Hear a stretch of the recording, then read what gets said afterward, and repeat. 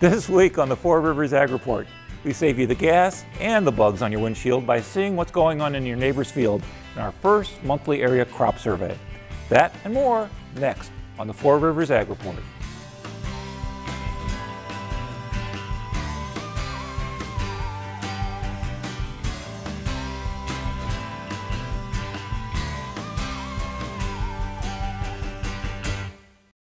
Welcome to the Four Rivers Ag Report. I'm Fred Peralta.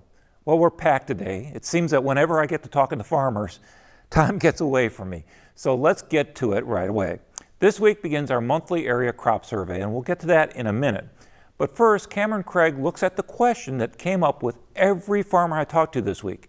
Is the soil moisture good enough? When it comes to growing crops, water availability is top on the list of importance. Without water, the seed doesn't swell to begin the growing process.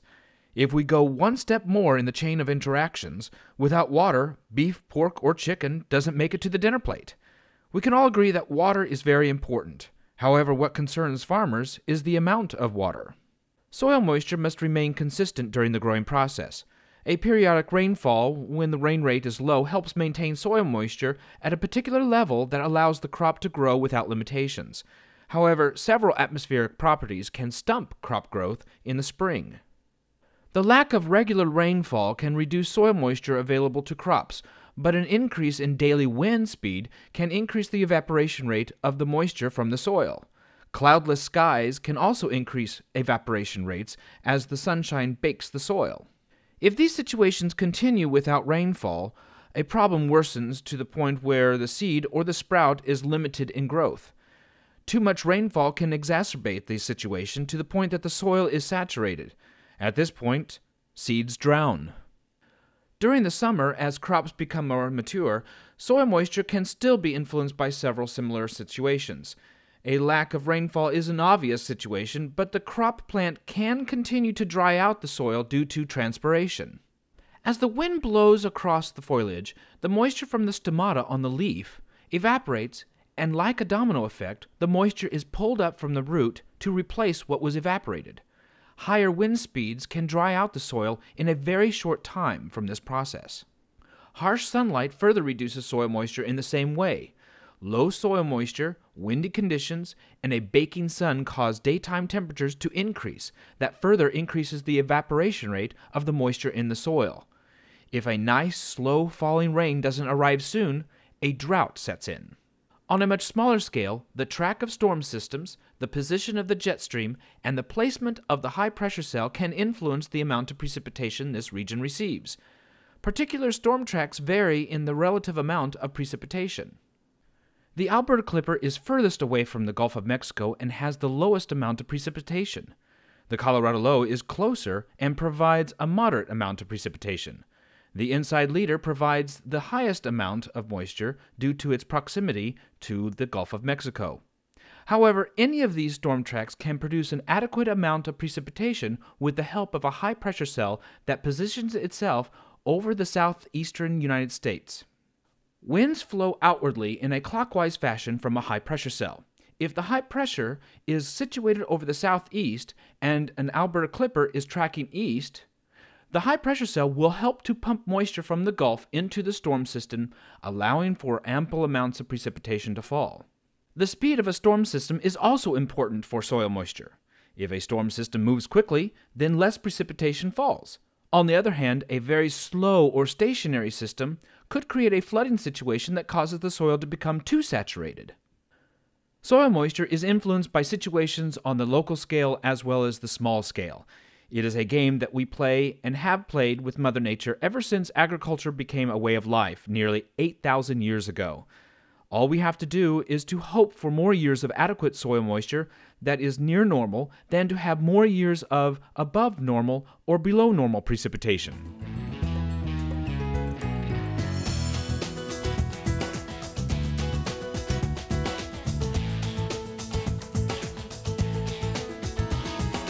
Now we're going to do a lap and a half around the area to find out what's going on.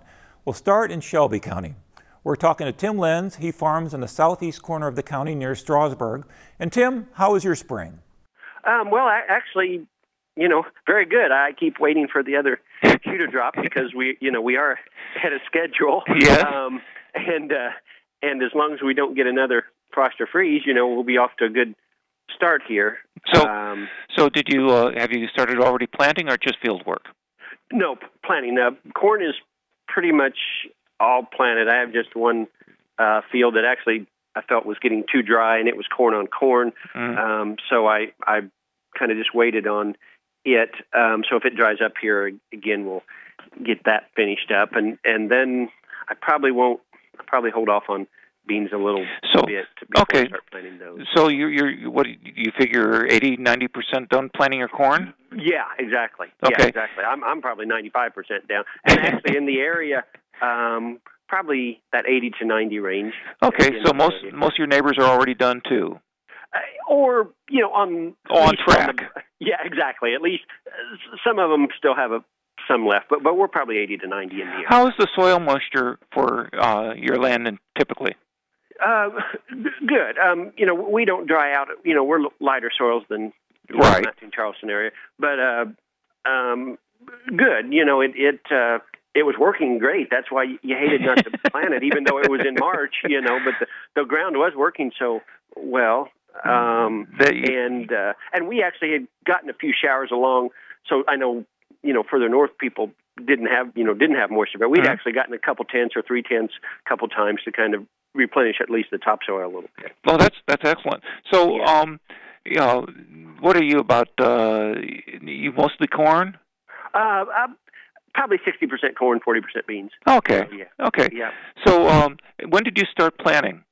I think I actually planted a few little fields on like March the 20th, but that was just like 40 acres combined in several little patches. And then we didn't really start going until about like the next week, about the 27th or 28th, I think. Okay. We kind of we planted 3 days pretty hard there and then waited. And then we did actually wait for the insurance date, which was the 6th for a vast majority of it. Yeah, for the second half of it. Okay. Probably. So, yeah. So what do you got? What are your plans for the next couple of weeks? Well, like I say, if it dry up here in a couple of days, we'd probably finish planting corn. Actually, a couple of days before this last rain, we actually, as I said, quit planting and actually did some dirt work, did some ditch work, and things like that you usually don't have time for. Today here, I've got cattle too, and so there's always fences to build or something. Yep. So we're trying to clean up some things where hay was and things like that. So and my shop stuff gets thrown around, during the heat of the planting. So we're trying to get some of that stuff done and get seed around now for soybean planting and, kind of get geared up to go again. Okay. Well, that was Tim Lenz from Shelby County. Thank you. Thank you very much. That was Tim Lenz from Shelby County.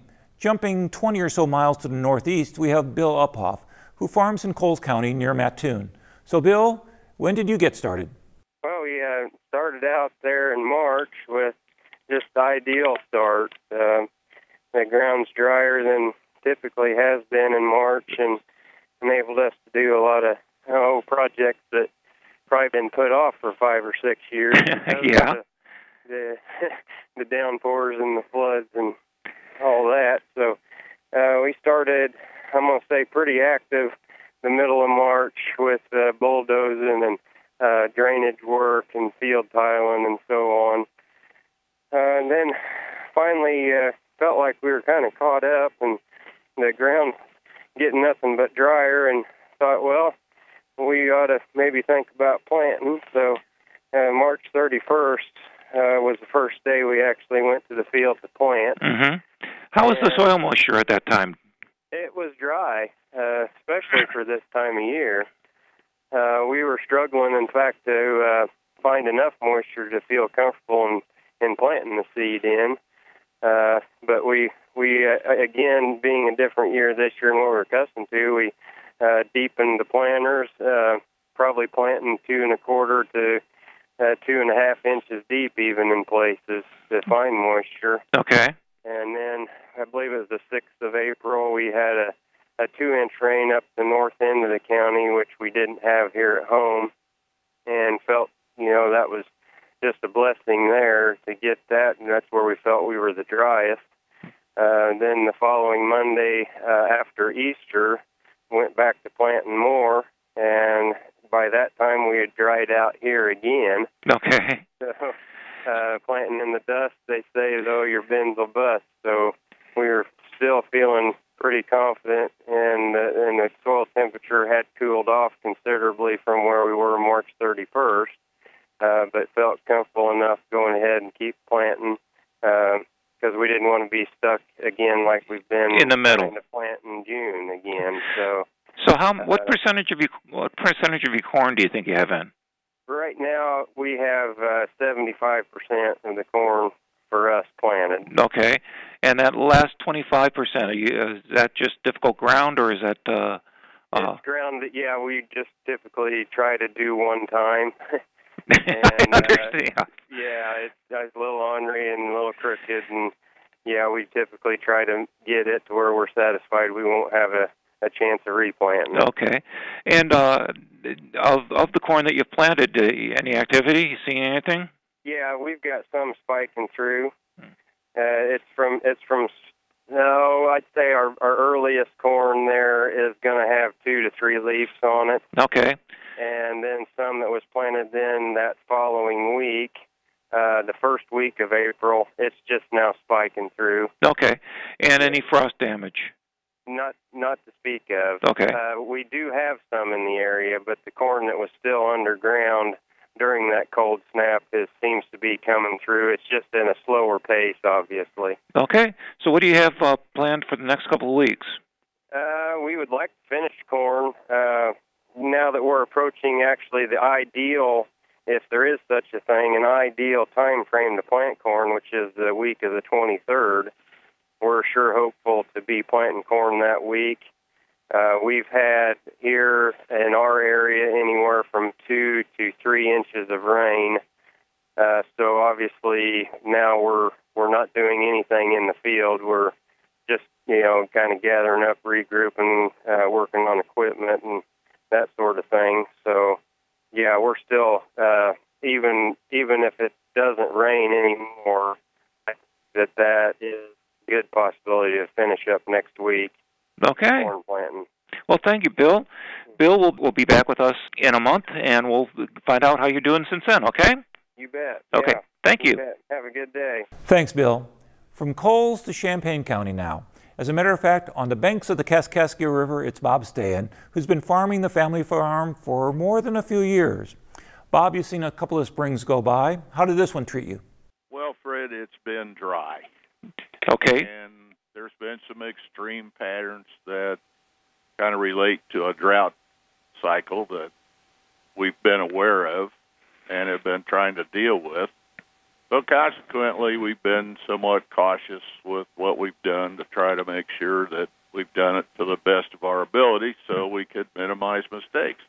And that included waiting for some better conditions to plant corn. So therefore, we are running way behind the community pace, which I would say is probably 80 to 90% planted, with probably a 20 to 25% emergence at this time, and we are just basically getting a good start. So you're worried about the soil moisture level at this time? We've been concerned about that, and also the cold temperatures, which we did see a freeze here last week, and there may have been some damage right. from that. So do you have moisture deeper, or is it dry all the way down? Well, actually, what happened was that all of our ground had been fall chiseled, including the bean ground. And we thought that the moisture, after putting anhydrous ammonia on this spring rather than last fall, as some of the neighbors had done, that moisture was escaping. And one of the reasons was that we were having windy days with low humidity, which really created a big evaporation rate. Yes, yeah.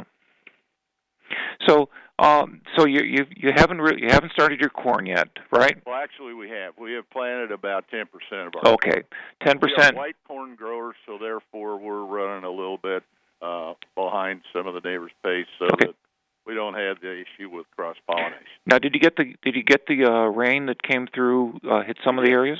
We did, yes, indeed. We had about an inch of rain, and that really changed the conditions immensely. Okay. So they're much better now, and then, of course, we've still got some cold temperatures coming up this weekend. Once we get through that, I think next week looks a lot better. So we'll probably roll pretty hard this next week. So you're planting white corn. Are you planting any beans this year? Yes. We're in a 50-50 rotation and have been for several years. So you're going to stick with what works. Yes. Exactly. Okay. Well, it helps minimize some of the risk also. Absolutely. Okay. And bean prices as strong as they are, beans are going to be a good crop. You know what? If everybody does one thing, it doesn't hurt to do the other. That's right. Okay. Well, one thing I want to tell you, Fred, is that I think in this day and age there's a lot of information available, and it's up to each individual to go out and seek that information. And I think the benefits are overwhelming, such as last evening I went to Macon County to the extension meeting where Dr. Elwin Taylor from Iowa State University was there to speak about his thoughts on the La Nina and the upcoming growing season. Mm-hmm. And his thought was that based on what he knows now about the waning La Nina, he's thinking that there's a 50-50 chance we may have trendline yields. But I asked the question to Dr. Taylor about whether or not he was concerned with the southeast U.S. drought, which he has indicated in other seminars that I've been to is basically where our droughts come from. And his comment was, after some hesitation, I am very worried about what's going on in the southeast. So that would tell me that even though the market's been under pressure and that the trade is envisioning a big crop with this early planting, which means lower prices, I really think that this growing season is not going to be any different than other growing seasons we've been through, whereby there are always scares and concerns about what's happening. Absolutely. That was Bob Stahan from near Sadorus. Joining us now from down south in Effingham County, I got Gary Wachtel on the line. Gary, we've heard from up north. How is the southern spring? It's been very good. Corn's all planted. We finished April 10th. It's not all up yet, but and we've got a nice rain this last weekend, so things are looking pretty good. We just need some warm temperatures now from here on out. So you planted all your corn, and you're in holding pattern for beans? We're in a holding pattern. When it dries up, we'll probably start planting beans. So when did you start planting corn? We started around the, the 3rd probably of April. Okay, and you're all in. So you made fast work of that. So.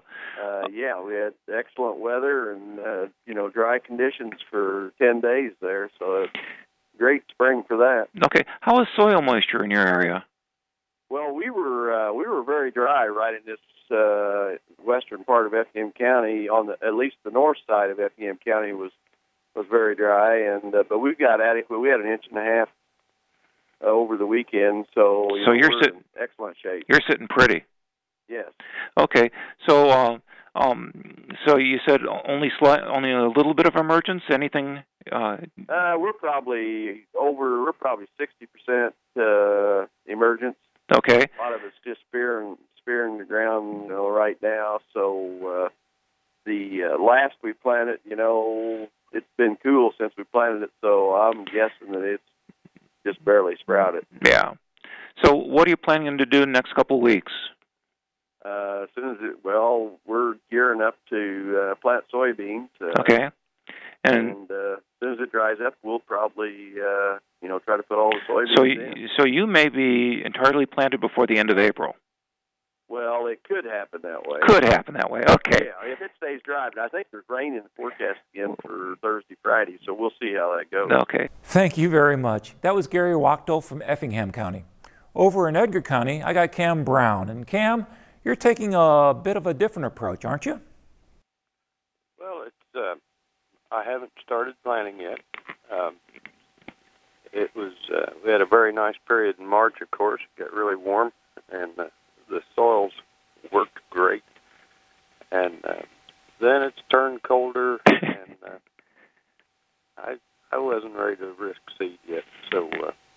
So you were sitting back watching people going crazy, and you just worked your ground, right? Well, yes. I don't know. I was watching people go crazy. We've all got different risk levels we're willing to farm with. So what sort of field work did you do up to now? I applied my anhydrous ammonia, and I use strip till farming. It's a method where you actually make your seed bed with the anhydrous toolbar. Okay. So I've got that all laid out, and I've got all my spraying done, weed control prepared, and sitting here waiting on a soil temperature. Excellent. So what's the soil moisture been like for you guys? It got really dry in the last couple of weeks, and then we got just recently had some really nice rains, and we've got about an inch and a half or so. Okay. So it's in really good shape. And I know these plans change in an instant, but what are you planning, 50-50, 60-40? Yes, I do. I pretty much stick with a 50-50 corn-soybean rotation. Okay. Just for disease pressures, and perhaps are imagined, but it's worked out well for me. Excellent. Thank you very much. That was Cam Brown from Edgar County. Now we go over to Cumberland County and Leroy Scott. He's a veteran agriculturalist. He farms between Toledo and Greenup. Leroy, how was your spring?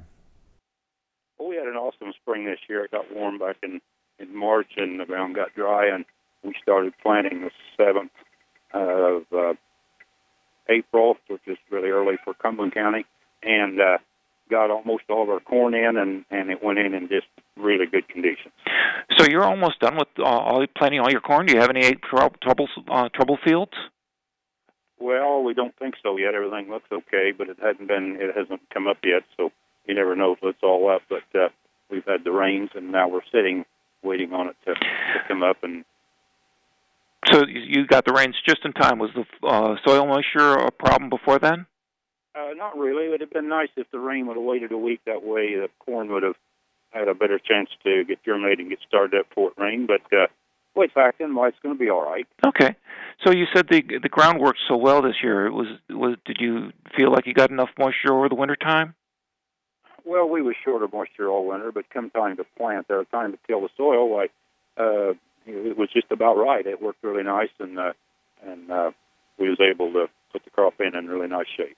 Okay, so just out of curiosity, what are you between corns and soybeans? 50-50, 60-40? We're real close to 50-50. We might be a hair strong on corn, but it's majority of the time we plant 50-50. Okay, so when so you're almost done with corn. Are you thinking beans already, or are you going to wait a little bit? Well, we'll wait. It warms up just a little, but if it dries up here and warms up the way some of the weather predictions are saying, well, we'll go ahead and start planting beans, because beans are a pretty tough little animal. Do about anything. Well, we certainly hope so, don't we? Yes, sir. That was Leroy Scott in Cumberland County. And finally, in Shelby County, near the town of Windsor, I have Matthew Bennett on the line. Matthew, how has your spring been? Our spring has actually been one of the nicest springs that we can remember. We've had the ability to get into the field a little bit earlier than normal, and the ground worked about as good as we can ever remember it, with a variety of soil types.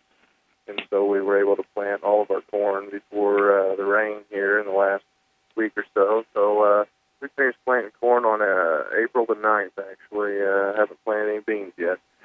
Okay, so you've been rolling sevens as far as getting the ground worked and corn planted and then the rain on top of it, right? Yeah, we pretty well had everything go about the way we would have scripted it, to be honest with you. We were able to get into the field a little earlier than normal, and we tried to plant most of our owned acres first, because our insurance date wasn't quite there yet. Mm-hmm. Our landlords were a little bit worried about planting before the insurance date. Okay. We totally understood, but we felt like it was worth the gamble on our own acres, and I think it's probably going to pay off for us. we have a really good stand of corn everywhere that we've looked. Not every field is up yet, but the stuff that we finished up on the 8th and 9th with, well, it's been the 9th because we didn't plan on Easter, but the stuff that we finished up on the 9th is not far from being out of the ground as well. So we feel pretty good about the way that our crop started out so far. So you're at the two, you know, a lot of the fields are at the 2 or 3 leaf level? Yeah. Excellent. I mean, we've got several of them that are 2 or 3 leaves and looking pretty good. You know, we didn't really have any problem with the freeze. It wasn't quite big enough to really hurt it too awful bad. So, you know, we're in pretty good shape there. Okay, so there have been some concerns about soil temperature. You haven't had those concerns? Well, we definitely had a little bit. I've got a little concern right now, I guess, with the stuff that we finished up on the 9th. We feel like it's probably going to be okay because it was in the ground so long before we went ahead and got the rain. And the ground was working really good, so we didn't really have any wet soil to deal with where we'd worry about it maybe sealing over after a hard rain. But I would say right now the soil temperature is quite a bit lower than what it was whenever we started, so there's no question that there's some concerns out there. But for the most part, most of our corn's up, and that's the biggest reason why a person would be too awful worried about soil temperatures right now, is if it hadn't gotten their crop up yet. So the next couple of weeks, are you going to be planning your cash rented land, or are you thinking about starting beans sometime? Well, we actually went ahead and planted all of our rented land between the 6th and the 9th, 6th and 7th and the 9th. We can plant several acres a day. We've got a pretty good sized 24-row planter, so we're able to get across a fair amount of acres per day. And the next thing we'll be doing is planting beans. We're finished with planting all of our corn acres, so we'll be getting back into beans probably as soon as it dries up. And you know, it's not a huge hurry. It's still April, but a lot of times if we get our beans planted in April, they seem like they do a little bit better than if we plant them later on. So what do you, I mean, at this rate, what are you going to be doing in August? Probably going to be trying to get ready to start harvesting. I know. I would say there's a really good chance, you know, on some of this early planted corn that if we have a fairly warm summer, there could be some corn, you know, picked middle of August time frame. Yeah, wow. Isn't that amazing? Really enjoy having a chance to do that, you know, and then they can get a lot of fall dirt work done. And, you know, just works out pretty good for everyone. And that was Matthew Bennett in Shelby County near Windsor.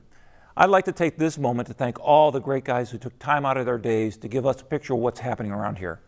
Everybody there will be back again next month and every month after that until the last bushel is in. And at this rate, that may be July. Well, that's it for this week. Work hard, be safe, and enjoy the beautiful sunsets. I'm Fred Peralta, and thanks for watching the Four Rivers Ag Report.